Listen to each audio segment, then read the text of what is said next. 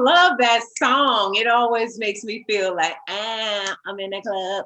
I'm in the club. Welcome to Get Into It with Tami Roman. What's up, soulmates? I want to thank you first off, for joining me tonight. You know how I do around here. I've got another amazing show coming up for you with my special guest, the Queen of Miami, the baddest bee.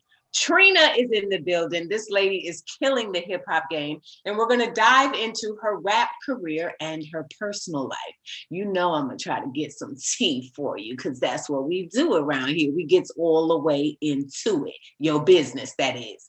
And you know that I've got to help some people out. Ask Tami is coming up later in the show. Now, this is where I love to give you guys advice on your relationships, your work situations, your family issues, whatever's going on in your life. Ask Tami because I can help you. And we've got a new question coming up a little later in the show. Plus, I'm going to give you your weekly boost of positive energy with my Power Minute. But first, oh, child, it's time for Unpopular Opinion.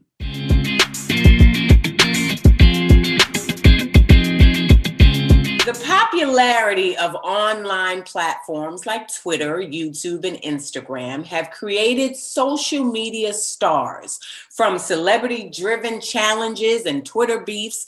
Well, rapper The Game, listen, you know how the game is. He has thrown his name into the virtual boxing ring and challenged social media influencers Jake and Logan Paul to an old-fashioned street fight. Now, The Game tweeted, because I feel like on the tweet he said, but I'm not sure, so I'm gonna say yeah, okay, at Jake Paul and at Logan Paul, meet me and my little brother in downtown LA. I'm doing the neck because I feel like that should go with the tweet. Like, meet me, okay, downtown LA in front of the Staples Center, and let's just fight head up fades. No gloves, no money needed, just on some me and my brother will F you and your brother up type stuff, okay? So I'm gonna ask you, soulmates, how many of these influencers are ready to defend themselves in a real fight? And how many Twitter trolls are ready to throw down if it came down to it?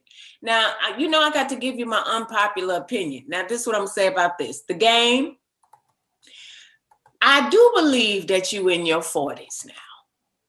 And at some point, you have got to stop this. You know, every once in a while, The Game will throw out some random tweet or some random Instagram post. And I know Jason, okay, who's a really great guy, great dad, but The Game be messy, okay? And he tries to get all involved in stuff. And at 40 years old, you should not be tweeting that you want to fight Jake and Logan nowhere. And especially for no money. Okay, you see how they having these fights out here and everybody's getting in the ring. We saw the little short guy fight and got beat up. But at least he got 1.6 million by the time it was all over with. Okay, so if you gonna fight, let it be worth your while, but you just don't be rolling up on people in downtown LA where the police is at, and they probably will lock you up for fighting these white boys in front of the Staples Center.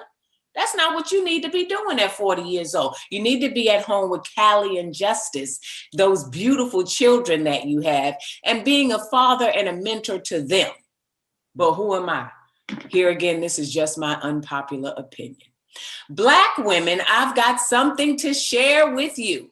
Love and hip hop star Tokyo Vanity posted an interesting message, writing, "The crazy thing is, soon as a Black woman disagrees, not sweep stuff under the rug or speak on her feelings, she's deemed as problematic or naggy.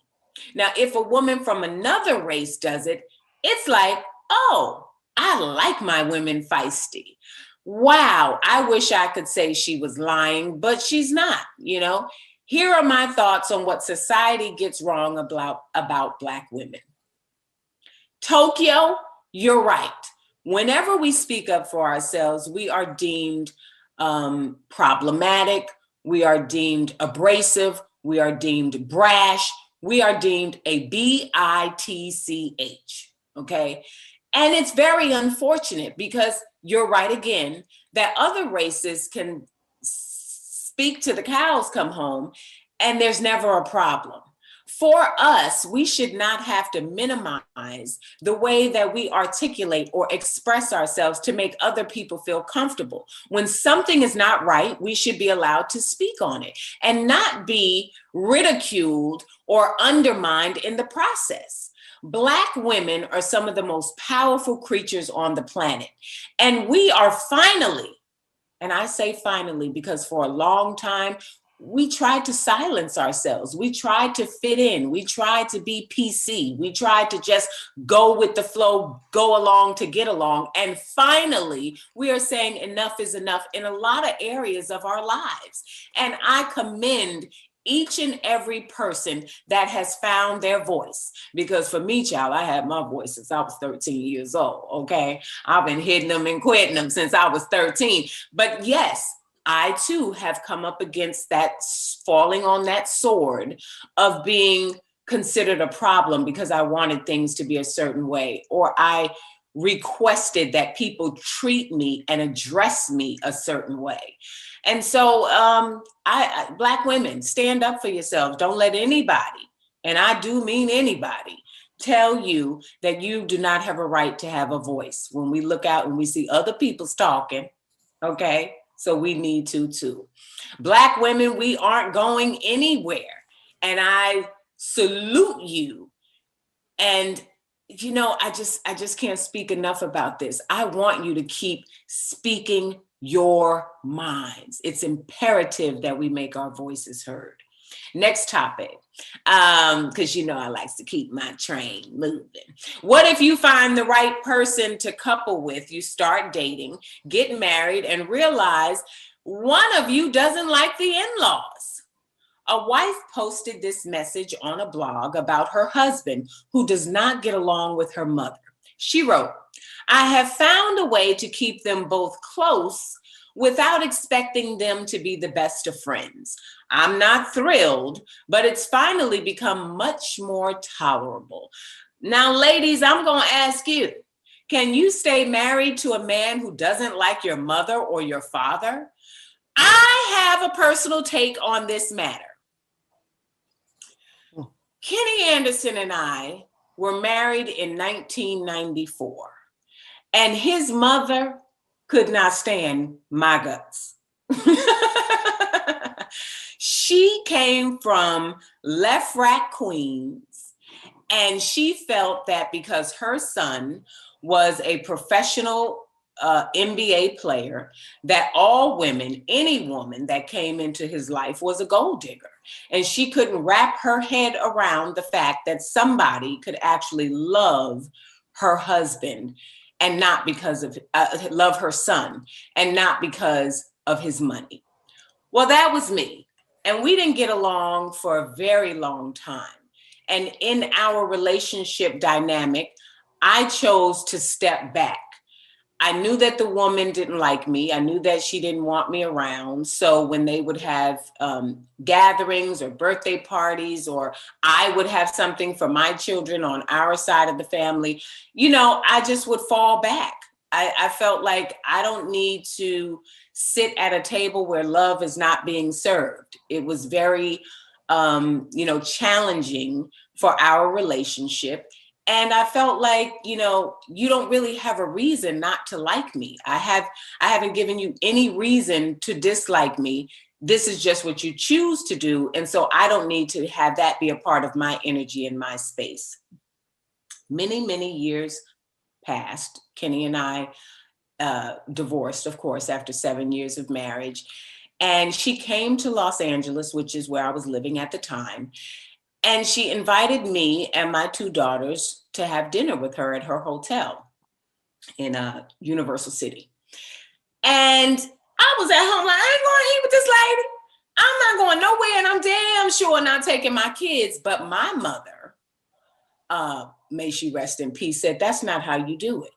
If she has had an epiphany if she has something that she wants to get off of her chest, you should be willing to sit down with this woman because you come from a different type of upbringing and you know that you did nothing wrong. So you, Tami, should be able to sit, listen, and possibly forgive. So we went over to the hotel and we had dinner, and all through the dinner, she just acted like nothing was ever wrong. And when we walked her back to her hotel room, we went inside and she turned around and she said, "I'm sorry.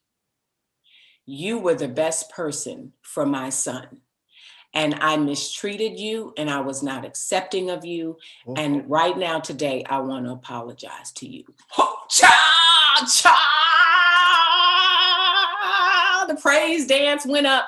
And I just felt so vindicated because it was just kind of like, yes, we could have been such an amazing family unit had you taken this approach to begin with. But I said all of that to say this. You can be in a relationship with someone who is not, where there's not an amicable dynamic between your mate and the in-laws. Because at the end of the day, you are laying with that person. You are in love with that person. And as long as your love is true, it's honest, it's genuine, you should be able to have all of that in your space. And the in-laws, who, as the word says, when a man findeth the woman, he findeth the good thing, they are to become one. And the in-laws have to be accepting of that whichever way it turns. So that's my story, and I'm sticking to it. You don't always have to like the exterior family members, the extended family members, to be able to love the one you're with. I'm going to move on from this topic because I'm feeling a little like, oh, child, that took me back. And we don't like to go back, baby. We're trying to go forward in this thing. I'd like to know how many of us are setting realistic expectations for our mates. Now, author and spiritual advisor Devon Franklin talks about this in his new book called Live Free, Exceed Your Highest Expectations. In the book, Devon talks about marriages that don't work, saying, you know, you're trying to control somebody that you have no control over. And that's always a recipe for frustration because we try to focus on what they're doing at the expense of what we may not be doing. So, is it important to remember that we have to work on ourselves and take accountability for our actions in a relationship? Of course it is. You have to work on you. You are never going to be able to control another person. I know that a lot of us think that we can, but for the most part, you cannot control free will of another individual. The best thing that you can do in a relationship is make sure that you are mentally, emotionally, spiritually sound, that you have a strong foundation for yourself, that you are feeling elevated, uplifted, and empowered in your relationship dynamic, and that you are taking the time to self-love on you.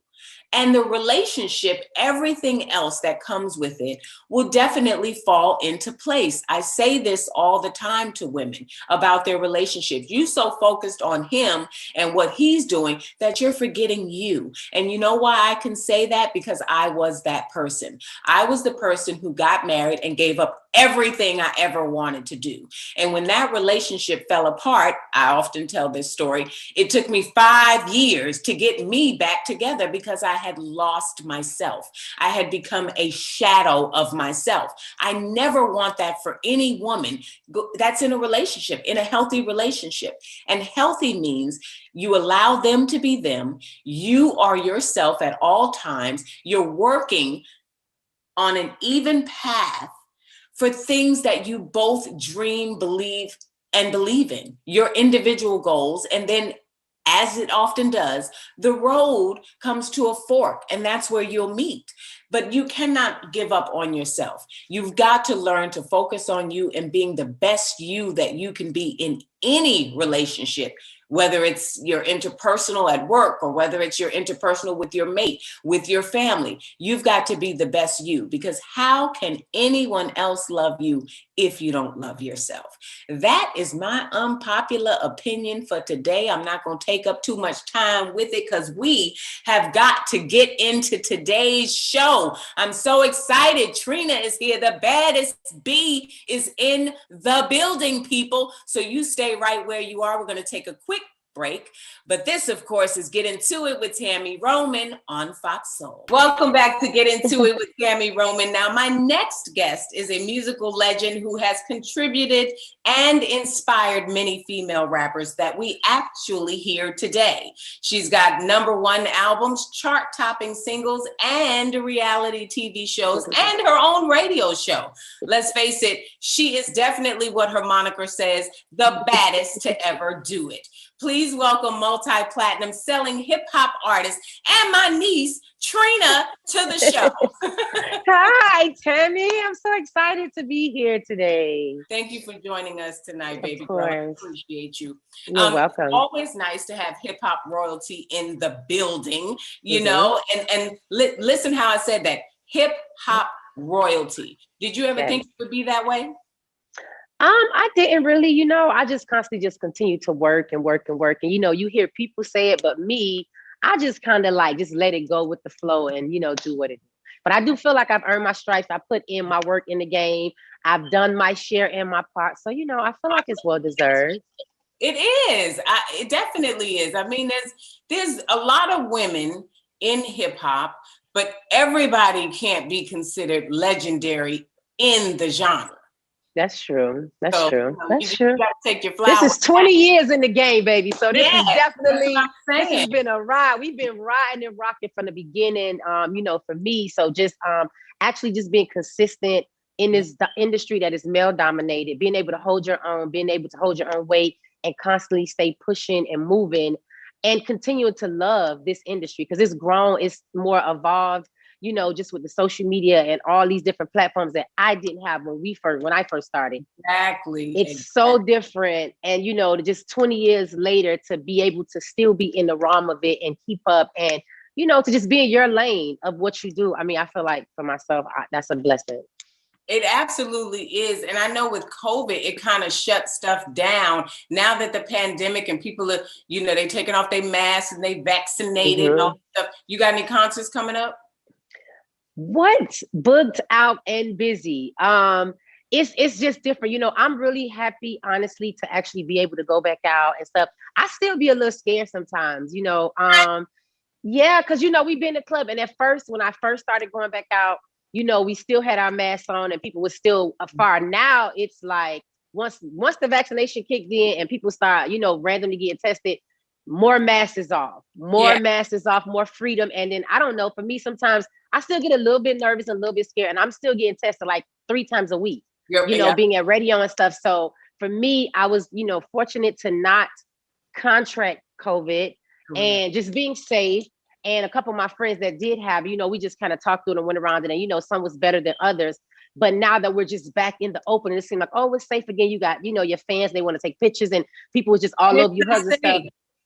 It's not. I don't know. I have fun. I'm happy, but I still I'm a little bit nervous because I'm like, you can't let your guard too much down because it'll be just the night of the big party and you partying and people was all in your face and it just go left. So I'm just a little cautious. You better tell these people to back the up. I think they don't understand. I feel like people just kind of get offended and like a little bit angry, feeling like we out, you outside, we might as well be close to you. So I'm just kind of, just wavering it out.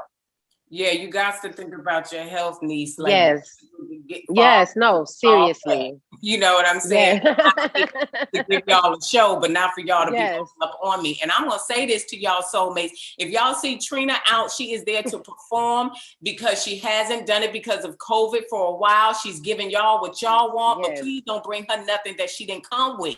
Stay back. Yes, I'll be kicked out of radio. I won't be able to work or nothing for 2 weeks because I will be down. So I'm just trying to be safe, but I am actually happy that we do have more freedom to go back out and to work because Last year was a roller coaster. It was a lot. I mean, but for me, honestly, I needed to have that moment to just sit still, because I haven't sat still since 2000. Right. Soon as I came out, I constantly went on the road. I constantly did concerts and tours. And this is the most time I've had to be home in my entire 20 years, just during this pandemic. But I'm gonna tell you, Trina, that's what we love about you, because when you look out at certain people, like the dream is free, the hustle is not. It's not. And as long as you've been in the business, we've witnessed you and seen you hustle, evolve, keep reinventing yourself to have this 20-year legacy. And that leads me to the topic, like when it comes to sacrificing, because I feel like in order for you to have put in 20 years in this business, you've had to make sacrifices. Yes. Is there a moment where you feel like it's too many sacrifices? How much sacrifice should a person make when it comes to their personal life and their career?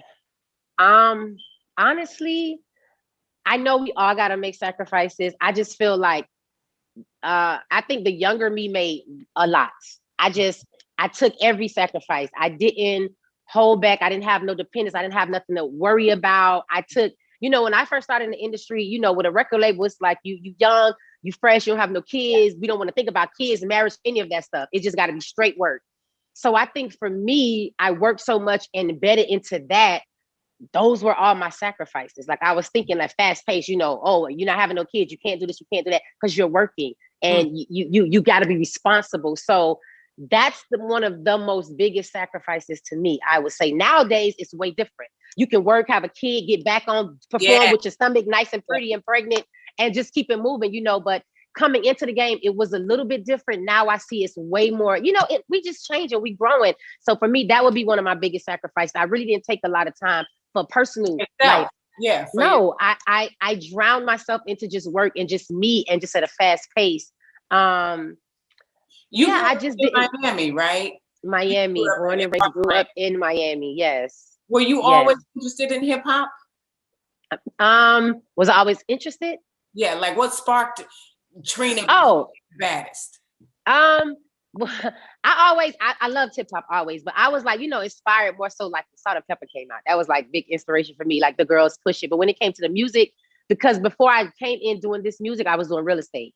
I thought I was going to be a realtor selling big fancy houses on South Beach, Star Island. That was my dream. And then Trick offered me to do this record. It wasn't even a record. He was just like, I want you to come to the studio and like, talk junk on the radio, like tell me out, go crazy. And I was like, all right, whatever. And I know Trick, he's wild and delusional. So I'm like, okay, we're gonna go to the studio and have a good time. We get in the studio and I heard the record. I was like, oh, whoa, this is a woman versus man battle. And I kind of I was like, this is raunchy and raw. And he was like, you know what you need to do? Just get in there and talk that talk. And you got to think from all the girls. You got to come at me in the way to where the girls is in control. And that's how the record came about. I had my girls in the studio. They was egging me on and boosting me up. And I was listening to everything Trick said word for word. And I was trying to think of something that could be even more raunchier than what he had to say. And then that's how it came. And once I did the record, the label was calling me like, oh, we want you to do a deal. I was like, oh no, y'all pushing it. We're just doing this for Trick as a favor. He's my guy, my friend. Don't go too far. And they kept calling. And the turning point was, it was Trick's birthday. He was going to perform. I mean, he was having a birthday party. They told me it was birthday party. So I'm just going to go show love and show up. And when I got there, they tricked me to do the song. I was so nervous, so scared. My eyes was closed. I never opened my eyes the whole time. But all the women and girls in the club was saying the song word for word. So that was like terrifying. 2 weeks later, it was the first big concert at FAMU in Tallahassee College. 3,000 college kids is here at this place. And I'm here to perform this record. And when I come on the stage with my dancers, I had my 1 minute. And when I came on and did the record, listen, the girls, I thought at first, I was like, boy, my mama hear this record, she gonna kick my butt. Because she only heard the clean version of radio is beat down, so she don't know what's going on. Right. And when they sung this record, I was like, wow. It's just the feeling. I was scared, I think, kind of. I was performing, but looking around like, this really happening? And it was after that, I got off the stage and I got back to my hotel. I was like, I'm signing the deal. I'm doing Oh, music now. my And goodness. that's how it started. It started right from Tallahassee, right in FAMU off that stage. I signed the deal when I got back Monday to Miami. And then after that, I went to New York. I had a meeting with Atlantic Records. Boom, we had a deal. It's funny to hear that you said eyes closed the whole time, that you were Oh, so nervous. terrified. That's not the Trina we know. So oh, man. I mean, because I follow you, you know, I follow your career for a long time. And there's not any moment that I would have thought that Trina was not the most confident woman on the planet. Oh, wow. Well, this time when I first started this music, I was nervous. I was scared. This was me doing a favor from Trick, and it then turned into this whole women's like march anthem. So when I go to Tallahassee and everybody's singing the record word for word, I think I was just more like, really? You know, it's like me watching Salt and Pepper. Like, I'm knowing all the words, but I see them on stage, I'm going crazy. So I'm looking at this and I'm just like, wow. It made me just know how to understand how to own and take charge of the stage. Meaning I have all these women in here, they're chanting every single word. This is the movement. I am the baddest chick. I'm going to the studio. This is my new album. And it went from there. It was one night and I always been confident, always. But that stage, that day, terrified me with all those people singing the exact same thing that I written down on a piece of paper. I had written down and brought it to life. And it was just talking like if I was arguing with a guy, me and my girls like selling out. It was really not even structured for me to be on the studio doing a record. It wasn't. It was just like, come on in the studio and talk that talk and make Trick shut up and get all the girls on your side and cheer you on. And it turned into like the Slip and Slide, the home of Slip and Slide biggest record.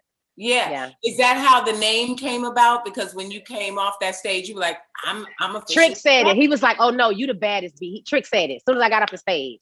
And when he said that, when I got in the room, I just got down. I never said that was going to be the name of my album. I just wrote that down. I just wrote like the baddest bitch. I wrote it down. And then as we kept performing and performing, I would write down every little note, everything I would see the girls do, what they would scream they like. Oh, we love your shoes. We love your boots. Like everything they would do, I would make notes of it. So I would know how to like form my whole self.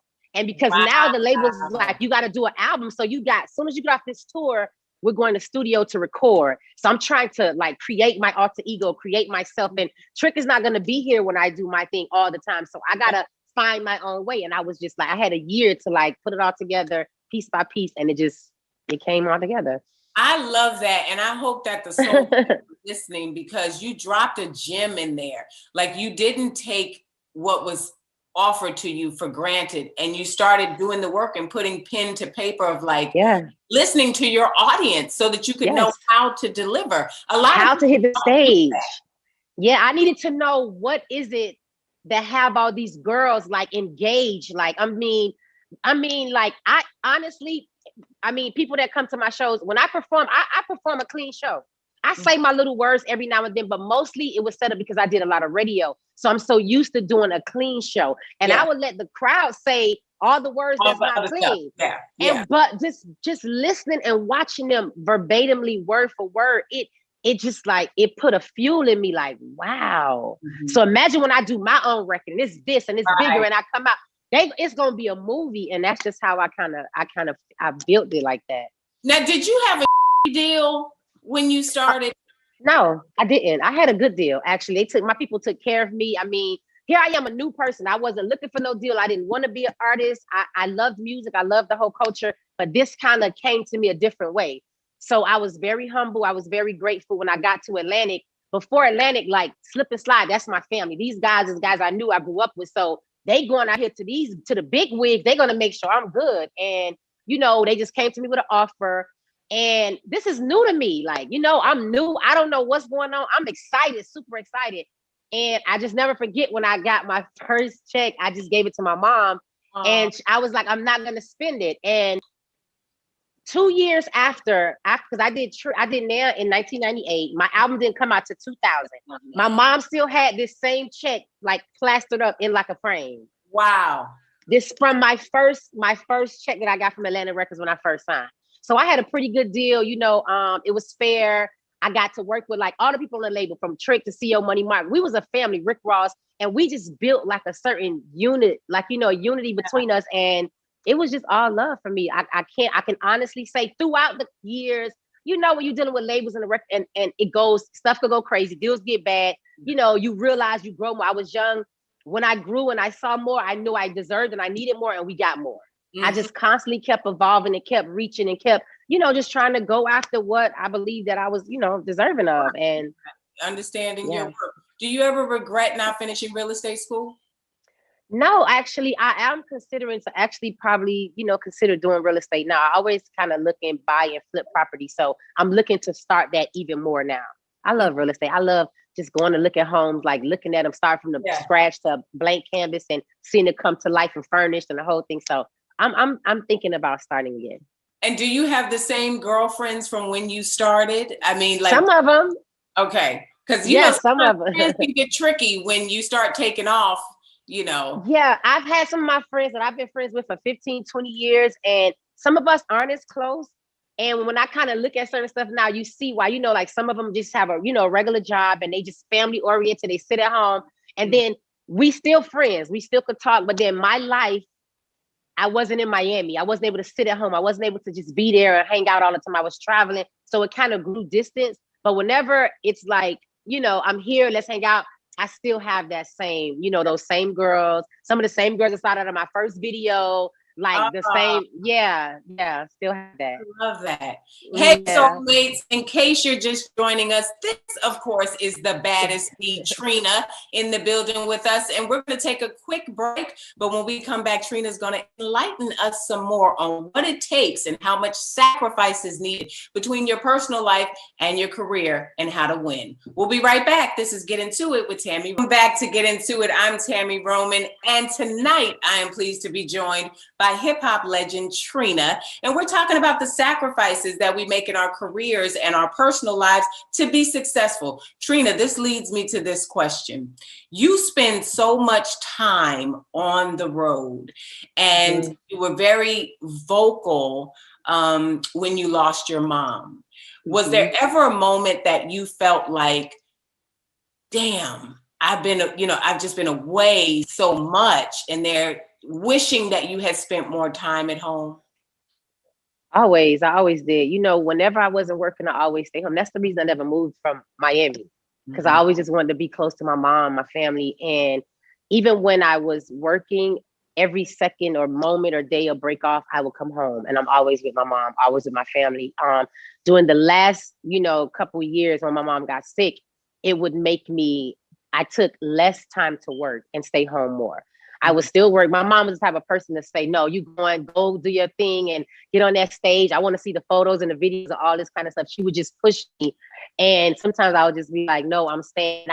I would dread every time I leave just to come back, just because of that reason, you know? So when I did get a chance to like take off, I just was like, okay, I can't do this. I can't do that. I got to reset, because I needed these certain moments and certain times. Yeah. A lot of times, the time I was mostly away, I did a tour last year with Candy. It was a beautiful, nice tour, but I think I was so excited about the tour, but I think every day my mind was at home, just thinking about my mom, because at this point she was really not feeling well. And every second I would be calling, checking and finding out what's happening. I was going through a lot with that, but it kept me sane, like busy, because otherwise I think I was like, probably would have balled up in like a shell. So I had to stay active to stay moving, because I'm just sitting at home too long. I was like checked out. What I love that you did, though, because here again, I follow your life. And when your mom passed, I saw you stop down and take the time. Where with me, when my mom passed, I was like, I can't think, I've got to work. But I think you did it the right way, because working kept me from dealing with the loss and kept me from grieving. And it took me longer to heal because of that. So I love that you said, you know what, I'm going to take the time and I'm going to honor my mom, and I'm going to make sure I'm ready to come back. And, you know, the pandemic, that helped, because honestly, if it wasn't a pandemic, you know, like I lost my mom, like the year, like September, the pandemic happened like right the next year. So I would have forced myself into working to like drown myself out of thinking about anything. I was forced to stay at home, to like sit still, to think, to cry, to get it out, to do everything I need to do, but without doing nothing. And it gave me a lot of like calmness. Because I was really like checked out. Like no matter what you saw, I was really checked out. So I just think sitting at home, I would be in the yard. Sometimes I would get in the pool. I would just some days wake up and do nothing. Like don't get on the phone, don't get on social media, but I would just think about my mom. And I think I really needed this time, even though we was in a bad state, but that time I needed to regroup. For you. Yes, for me. Yeah. I just think that's such a valuable lesson. And that's the only reason I brought it up is because somebody's dealing with that right now. And it's absolutely. Don't drown yourself out. Deal with it and take the time that you need, that self-love and that self-care. So I applaud you for doing that. Thank you. Yourself. You worked on your second record, Diamond Princess, with Missy Elliot. And you worked with a lot of big names in the business. What did that feel like, being this young girl coming from Miami? Because everybody loves and respects Trina. Yes. You know what? It was a great feeling because I know when I first did my first album, I was real new and I was super fanned out over Total. I didn't care. I was like, I don't care what we got to do. We got to get Total on this album. And it was just one of these things. And I did it. I was so happy because that's, I was growing up and this is who I loved. And to be able to get like a celebrity that you love now that you're in the business on your album. I mean, if you're not probably an artist, they don't really understand, but it's a whole different feeling. Once you think the artist that you love say yes, it checks you out into another level. Yeah. So that happened, got that done, got on my next album. And then I never forget, I was getting ready to do Spring Bling. It was like this whole thing, BT had Spring Bling. And I was getting performed. I got a call from Mona and she was like, I'm trying to get in touch with Trina. Missy Elliott wants her to do a record. And we was like, Missy Elliott, like the Missy Elliott, like the super duper. Everybody's just in the bus acting goofy and going crazy. We got Spring Bling and I got the call and I called her back. And she was like, I was a little bit sick. I had a cold. I had the stuffy nose. Missy was like, how you doing? I was like, hi. I'm like, hi. But I was like very calm, keeping my calm. And then she goes, hey, I'm working on my album. My album is close. I need you on my record and I got to have the album turned in. Like I had like 2 days. I was on Spring Bling out of town. This is like a Friday or Saturday. She needed it by Monday. Wow. We had to drive back. We didn't even make it back to Miami. We stopped on the road, I believe in Orlando. My guy Corey had got a studio. I recorded the Missy 1 Minute Man verse on the road with a stuffy nose. I hated it. I was like, oh my God, that's so crazy, but I can't miss this album. It's a big opportunity. She loved it. She didn't care about the stuffy nose. And I was like, oh my gosh, she's like, shooting a video next week. I was like, what? So it was like, I couldn't. This is Missy Elliott, though. This is like videos, like coming, like crazy videos you ever seen. So here she goes. I'm in a Missy Elliott video. What is my part gonna be? Am I gonna have some good effects? I was just like so like ecstatic. And I just never forget in LA, getting ready to do the video. Missy was so like, just super nice and humble and shy, but very articulate about what she wanted in the video, very genius. And she's just I learned so much from Missy, just business-wise, just as an artist, just how to make sure your money, your deals, just so much stuff that has kept me going throughout these 20 years, I'll say. And has nothing to do with performance. It's just about taking care of your business behind the scene. But you know what? That's what you do, Trina, for the young girls that are coming up now. Tell me that. Exactly what you got is what you do. And I think that's what people love about you. I saw you perform and you invited Mulatto on stage. And she's love her. And, the young girls from Love and Hip Hop, you try to take them up. I think that's a part of who you are, and that's why you're so loved by so many people. Thank you. Are there any other people that you're mentoring right now? Any other artists? It's a lot of artists. I always give love, support, whatever they need to help me out. I have my own artist. It's a young girl out of Miami. Her name is Nia Amber. She's a singer. I'm super excited about her. She's got a couple records out. I'm working on her project right now. So we're looking forward to that to come out this year. Now, earlier, we talked about you being a fierce businesswoman. Tell us how you decided to start your record label, the Rockstar Music Group. I've bought your jewelry. I mean, like you're a well-rounded brand. How did you decide to get into those ventures? I always want to do the label. Once I became like, successful in music, I always said I just want to do my own thing. I'm from Miami. I'm a woman, and I'm gonna have the biggest label in Miami. And Rockstar Music Group, I started 2012, 13. So just creating artists. When I first started, I had a couple artists. It didn't work out. It gave me a chance to understand and learn the good, the bad, and the ugly about the business. Because when you sign artists as an artist, these new artists or artists have the, a mindset of thinking you're gonna make them you, or you're gonna make them big. And I pray, I wish I could, but that's not how it works. Right. I can only give you a platform, help you out. I'm gonna go hard, like all the way in for you, but I can't create what I've done for me for you. You have to do that. You have to put the work in. You got to be groomed. You got to pay attention. You got to write down, your short-term goals. Yep. You have to manifest for you. I can only help you and kind of, nurture the situation. But as far as the talent and what you bring to the table and demand the control of the stage, that got to come from you. So it kind of didn't work out that way. So, I kind of kept learning more. And then Nia, she's R&B. That's different from me. I don't do R&B. So I was working with different people, like getting different producers and working with people that does that to help her get a full sound and create, because she's talented, she's dope, she dances, she writes, she sings. And I want her to have her fan base. I want her to build people to love her for her, not just because it's Trina artist, but because you really like her vibe. And I'm just learning as I go. I'm looking into signing more artists. I'm super excited about it. And I mean, it's just about growing, just growing into a business that you love. People come at me to sign them all the time. I just want to make sure I'm ready for that. It's a lot. It's a big responsibility. And I'm fair. I don't even want my artists to even have some of the hook, like the step backs I had. I feel like I've learned enough and more to provide a better service than some of them that I have got. So I'm trying to just be in a good space and put people in a good position to win. I have a platform. I try to use the television for that with the reality. I try to use everything I can at that platform to make it where the artist can have a stage to do their thing, a space to get your shine on. When I give you that platform, you got to do your thing though, Okay, soulmates, you heard it here first from Trina's mouth. This ain't what nobody said. And I was going to ask her, did she have some words for the young girls coming up and what sacrifice it takes? But you just heard her say it all. You've got to put in the work. You've got to do diligence.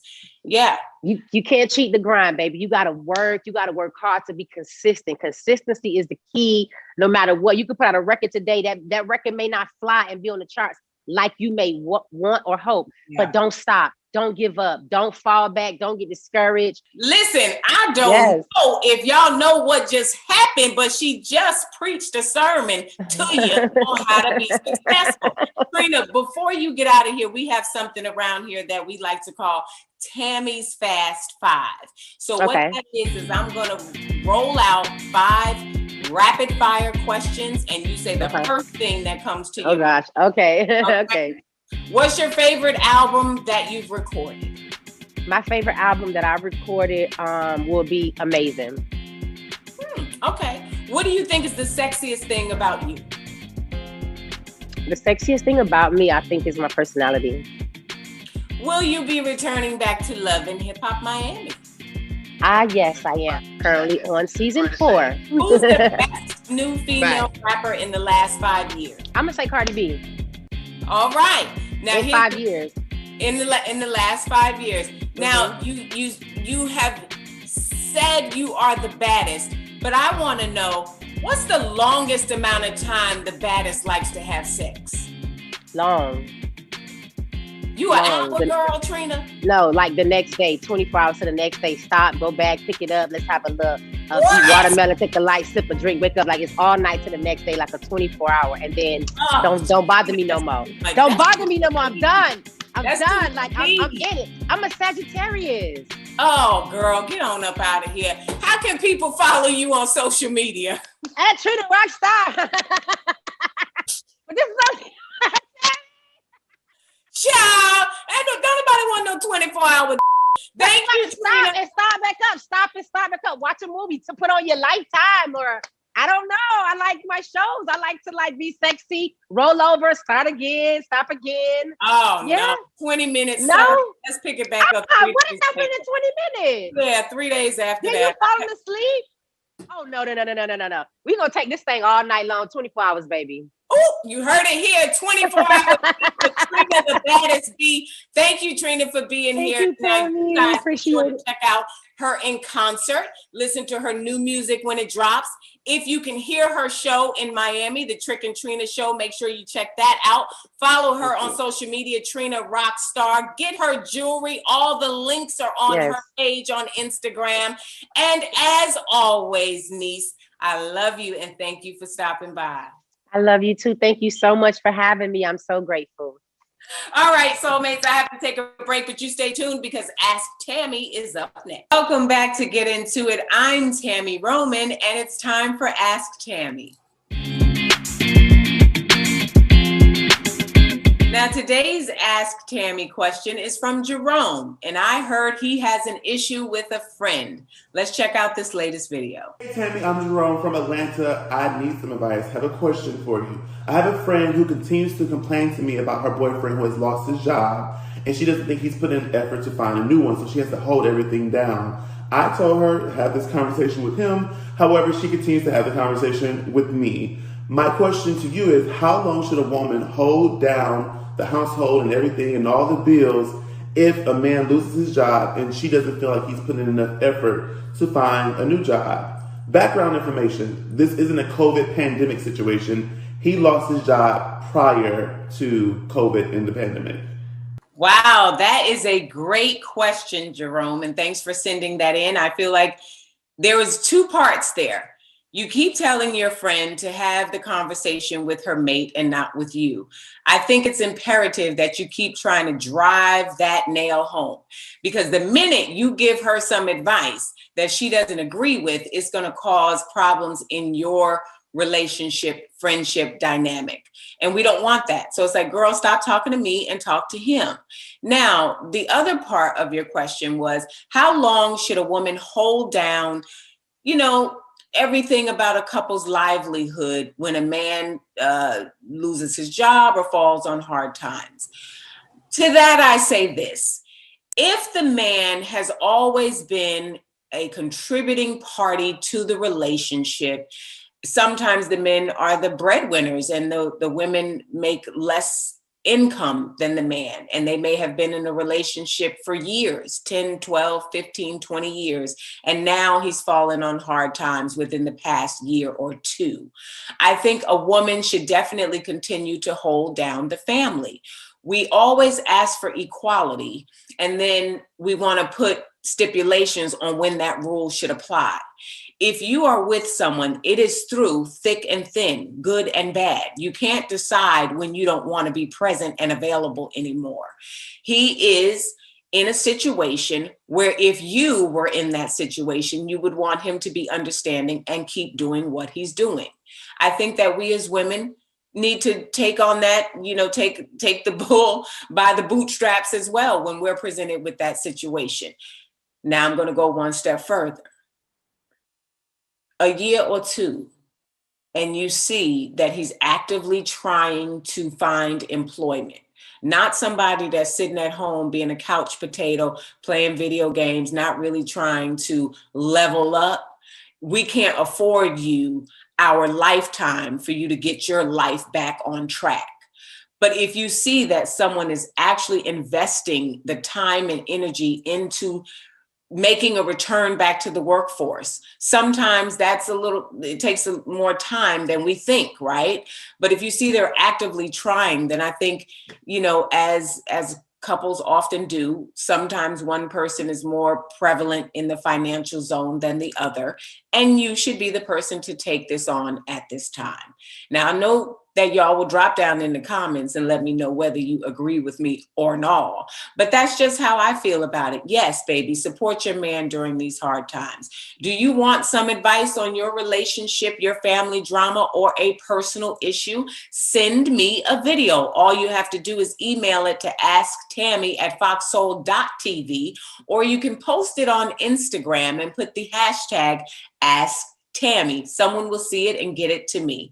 We'll be right back. Oh man, my favorite segment is coming up next, the Power Minute. This is Get Into It with Tami Roman. Sometimes what you think is love is actually just a bond you formed with somebody. And you can form a bond with somebody for various reasons. Sometimes it's just because you're codependent and you form bonds easily with certain types of people. But ultimately, what you need to know is that when you form a bond with somebody, breaking it off can be very difficult. However, it doesn't mean that it's not the best thing to do. But when you think it's love, it feels like what you're doing is depriving yourself of what you're supposed to do. You're supposed to be with this person because this is love. Yeah. So, learn to identify the difference. All right. Thank you, Amanda Seals, for those words. I hope the message resonated with some of you today because, yes, a lot of times you think it's love. You think that it's what you're supposed to have, and you want to keep this bond intact. In the church, we call it soul ties. And sometimes they can be difficult to break. But let me tell you, you got to recognize and identify the difference between real love and just a bond. Ooh, all things Amanda. Thank you, soulmates, for rocking with me today. And a special thank you to my niece, Trina, for stopping by tonight. Have a great evening, soulmates. Stay tuned for the Book of Sean because that is coming up next. Bye.